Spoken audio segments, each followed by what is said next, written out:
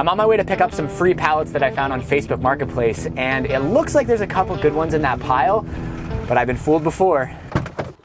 All right, there she is. I would say that is 100% pine. Grain looks quite loose, very splintery, and easiest way to tell, it is very light. Please still be there. There it is. I think we might be in luck. It's definitely tighter grain than the last one. Actually, I don't know, looking at that, that looks like pine. I think this is the place.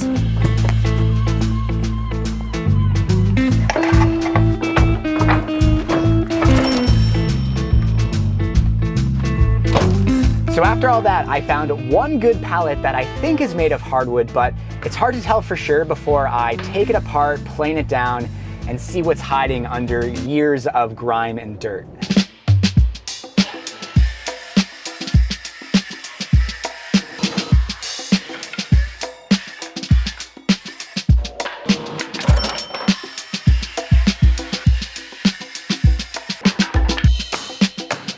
So here is our haul from that pallet. Of course, we also have the runners, but about 70% of the nails just snapped as I was trying to get them out. So we're just gonna put these aside for now and focus on these beautiful slats. I went ahead and ran one face of each one through the jointer, which revealed the beautiful wood hiding underneath. I have no idea what this species is, but it has a really cool pinkish hue. It is a style of wood that I've seen in pallet before. Not style, species. Maybe it's gum. I believe I remember people saying that in the comments, but there's one wide slat that is certainly oak. And it's like a nice oak too. It's not a gross grandma's kitchen oak. A few ones here that have sort of a weird green tinge. Don't really know if I'm gonna use them. Perhaps it's poplar. Nevertheless, there's enough good wood here that I think I'm set to make the project that I've been dreaming of. A pallet wood chessboard.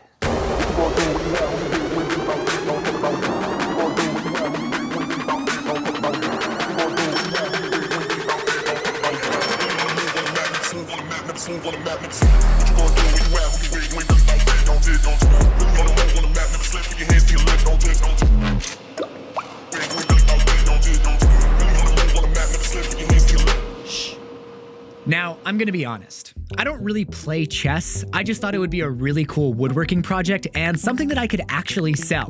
I mean, high-end chess sets are super expensive. Even some of the mid-range ones are not cheap. So if I can even get a fraction of some of those prices for my chess set, I'll be happy.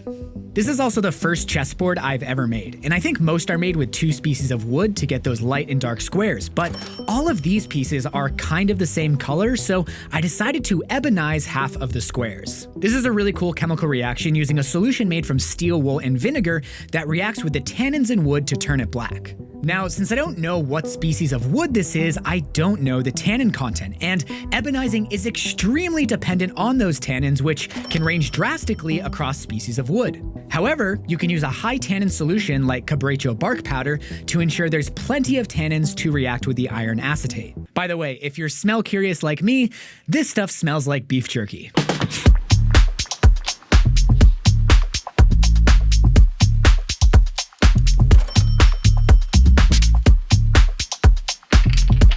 All right, moment of truth. I'm gonna squirt on some of the vinaigrette.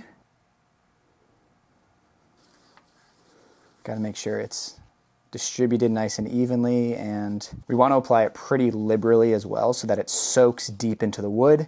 That way when we sand the final thing, we don't just sand off a top layer of stain. It's actually turning more and more black as it sits longer, so that's great. This works awesome.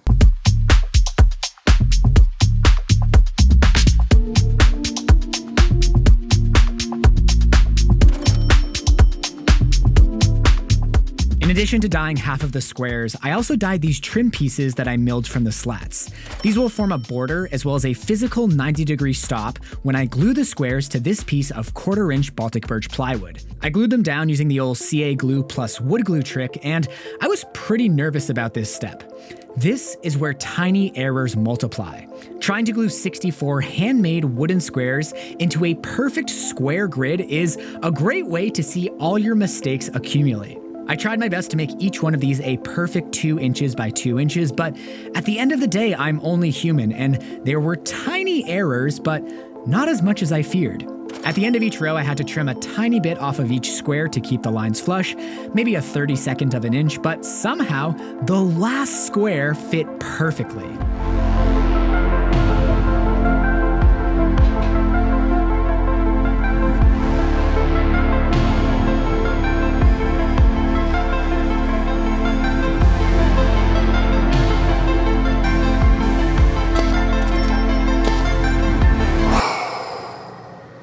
I have been dreading this step.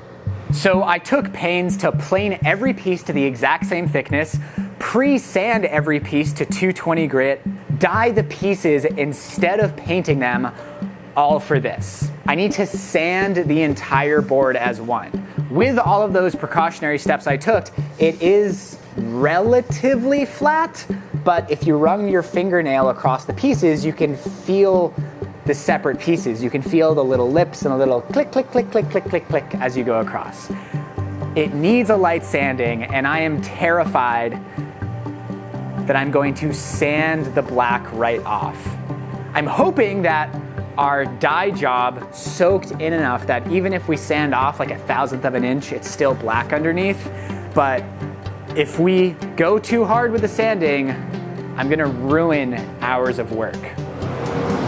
Here we go.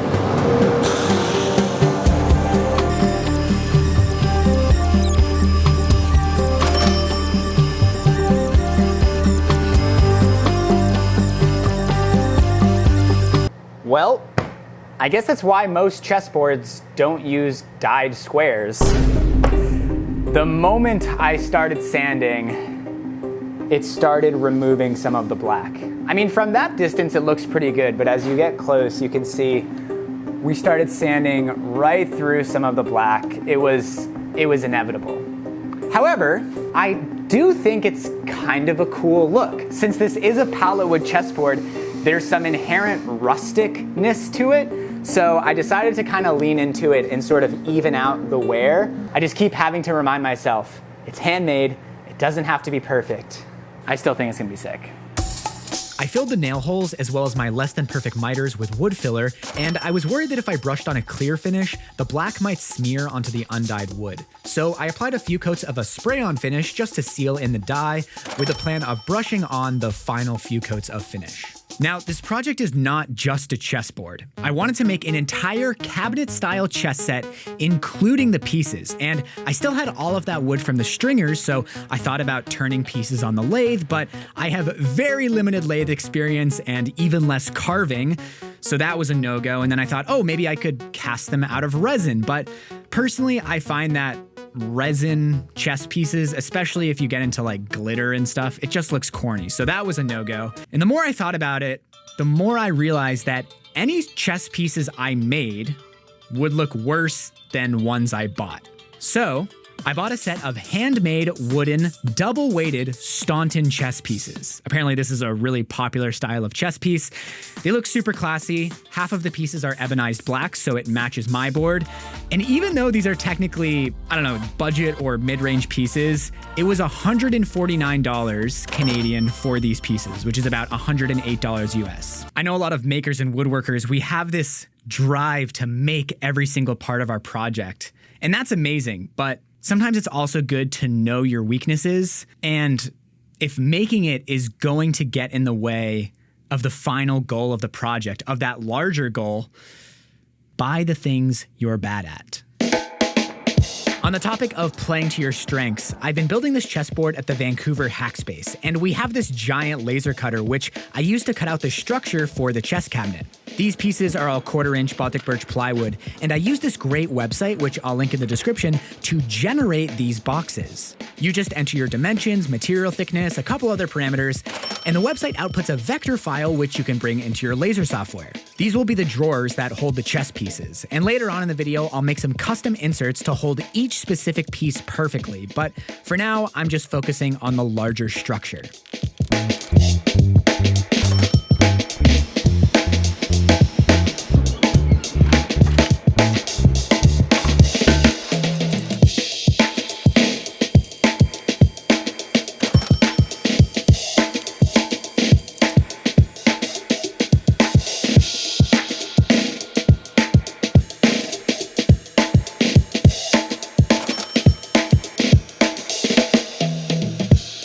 Now, of course, I wasn't just gonna leave the base looking like this, so I ripped some strips out of the leftover pallet wood to clad the sides of the base. Like the chessboard squares, I sanded each of these before gluing them onto the base because it would be essentially impossible to sand those recessed pieces. I just left the strips long so I could trim them flush on the table saw once everything was glued together. Oh, and remember those beautiful oak slats? Those pieces have this amazing grain pattern that I really wanted to feature, so instead of chopping them up into unrecognizable slats, I kept them whole to use as drawer fronts.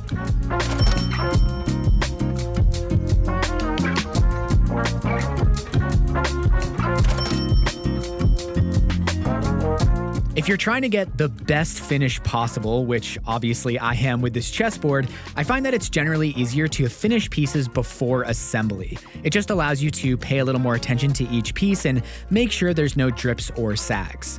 This is Total Boat Halcyon. It's a clear water-based varnish. I'm doing 2 build-up coats with gloss and then the final 2 coats with satin, sanding with 220 before the last 2 coats. While the finish was drying, I turned my attention to the drawer inserts. I started by taking scaled photos of every chess piece, brought those into Fusion, my 3D modeling software, and traced every piece. Then I could just offset that profile to create a bit of wiggle room and arrange my tracings within the footprint of the drawer. I actually sized the drawers to perfectly fit the chess pieces, and as you can see, the set that I bought comes with an extra queen, so of course I included a cavity for that.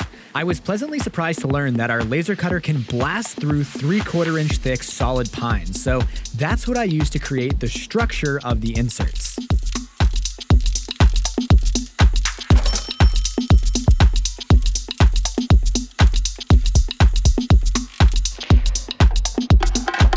Now, in case there weren't enough things that I'm trying for the first time in this project, I wanted to flock the inside of the drawers. Flocking is a technique for velvet lining where you blow suede fibers at a surface covered in glue. I started by spray painting the drawer interior the same color as my suede fibers. In case I missed or went thin on any spots, you wouldn't see bright yellow wood shining through. I watched some tutorials before attempting this, and the quote, proper way to do this is with a specific flocking glue. It looks super thick and tacky, but unfortunately, I couldn't find any in Canada. But in one tutorial, I watched the guy have success with Super 77 spray adhesive, so I thought, hey, if it worked for him, it'll work for me. So at this point, everything seemed great. I was well prepared. I made sure to spray the cavities from every angle because the flocking would only stick where there's glue, and these cavities have tons of nooks and crannies. I probably should have been a little suspicious that the spray adhesive was bright white, but I assumed that would just turn clear as it dried.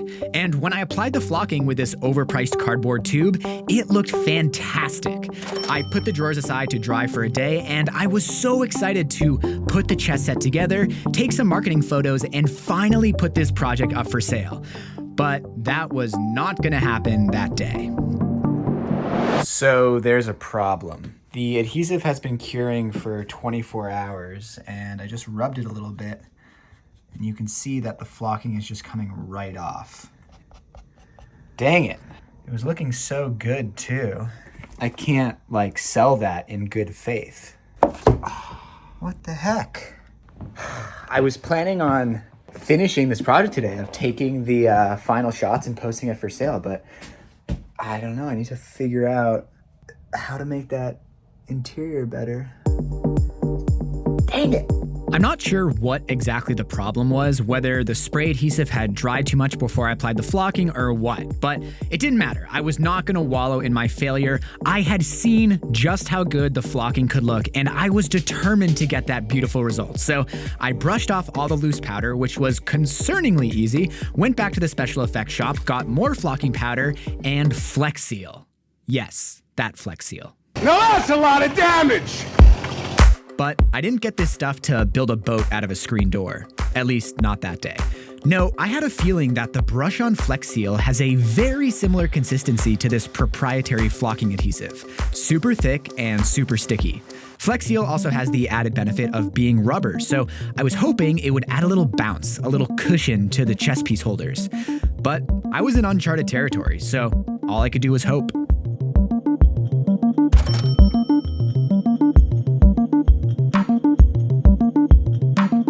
All right, so I gave the Flex Seal a full 48 hours to cure.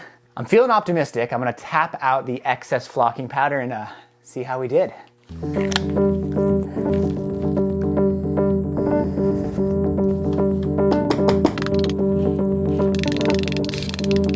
Woo-hoo-hoo! Oh, baby. I think we did good. This is like a million times better than the attempt with the spray adhesive. It's not coming off at all when I rub it with my finger. Oh, it looks so good. With a successful flocking under my belt, I was finally ready to put the finishing touches on this chess set. It took me so long to figure out the right handles for the drawers, but I am so happy with this choice. These look perfect. I glued the chessboard to the base, waxed the drawers to help them slide nice and smooth, loaded up the chess pieces, which was incredibly satisfying, and this thing was finally ready for beauty shots. Now, an ongoing struggle I have with selling woodworking projects is finding a nice looking place to photograph my pieces. In the past, I've used an art gallery. My last apartment was perfect for staging coffee table builds, but my current apartment doesn't exactly look like a magazine, so I took the beauty shots for this board in a local park, and man, I gotta say, that green grass and natural lighting, whew, chef's kiss.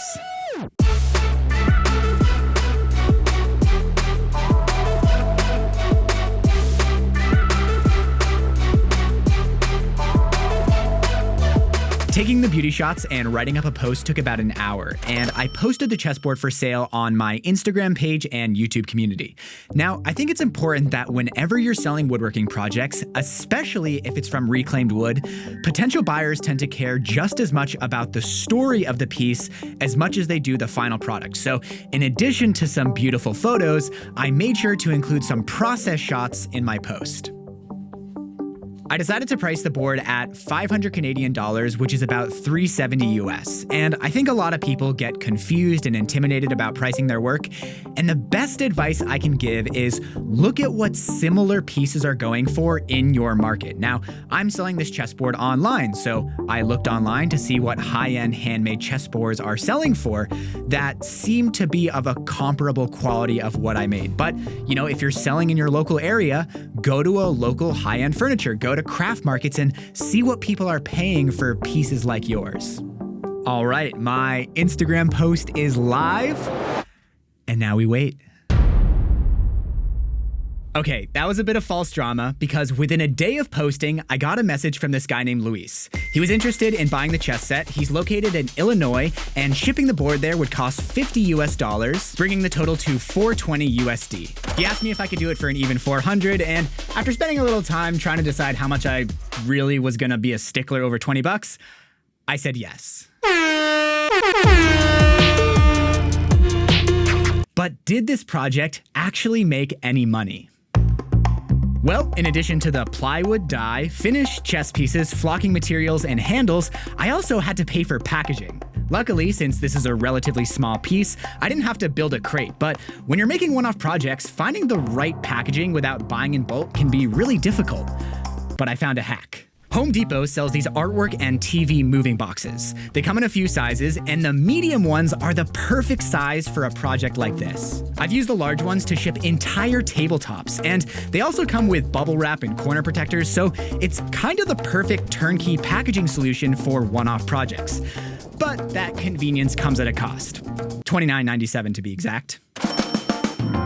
So altogether, that brings our total cost to $319, and with $541 from Luis, that gives us a profit of $221 for an hourly rate of $13.43. For reference, that's less than minimum wage in Canada. So, is making pallet woodworking projects a get-rich-quick scheme? No. Can it make you some money? Maybe, if you're efficient and you're not learning 10 new techniques on the project. Are pallets a fun, interesting material that have the potential to birth interesting projects with a fantastic story? Heck yeah. Special thanks to my top supporters on YouTube memberships and Patreon, Paige Arlt, Luisa Armendariz, and my mom, Kathy Kurt. Love you, Mom.